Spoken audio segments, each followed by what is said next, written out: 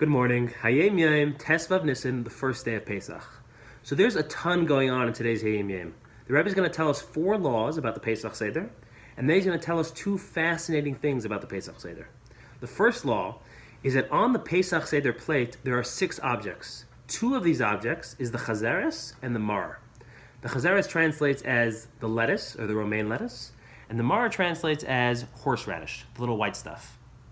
And the maror is meant to be used for the 9th of the 15 steps of the Seder, for the maror step, when we make a blessing over maror.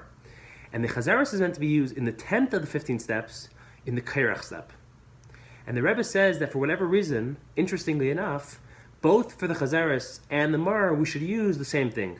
We should use romaine lettuce with horseradish on top of it. And therefore, both for the 9th and the 10th step, we should use lettuce with horseradish on top of it.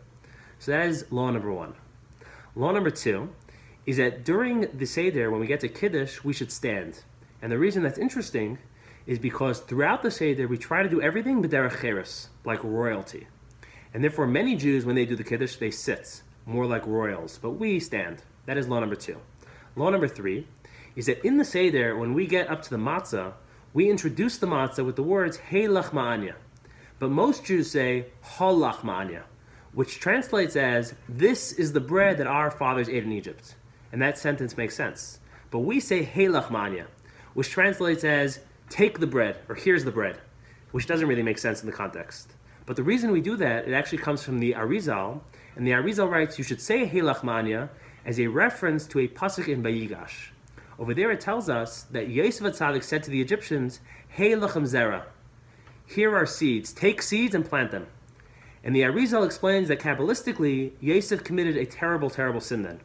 By offering the Egyptians seed, by offering them spiritual potency, he did a terrible, terrible sin, and he actually caused the exile. And that's what we're saying, Hey lach ma'anya, because of the Hey lechem, because of what Yosef HaTzadik did in Egypt, that caused our fathers to go down into Egypt. That caused the exile. So that is law number 3. Law number 4, says the Rebbe, when you get to the 9th step and eat the maror and say a blessing on the maror, when you make that blessing, make sure to have in mind the maror you're going to eat in the 10th step, in the kairach step. And the reason that is because there is a biblical obligation to eat maror on Pesach. But that biblical obligation, that mitzvah, is contingent on having a carbon Pesach, on having a Pesach sacrifice. And since nowadays there is no carbon Pesach, therefore nowadays we cannot fulfill the biblical obligation of eating maror. But we still eat maror. The Chachamim said that we should still eat maror. They instituted we should eat maror as a zecher lemikdash. But there is a machlekes amongst the Chachamim. There is an argument amongst the sages how exactly you fulfill this rabbinic commandment. How exactly you fulfill the zecher lemikdash. According to most of the rabbis, you fulfill the zecher lemikdash of eating maror by eating maror plain. But according to Hillel HaZaken, you fulfill the zecher lemikdash by eating maror in a kairach sandwich. And since we're not sure who we follow, we actually do both. We eat the maror plain, and then we eat the maror in the kairach sandwich. But these 2 acts are 2 variations of the same thing.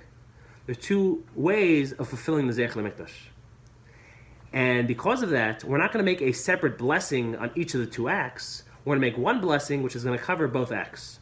So we make a blessing on the first of the 2 acts, on the eating maror plain.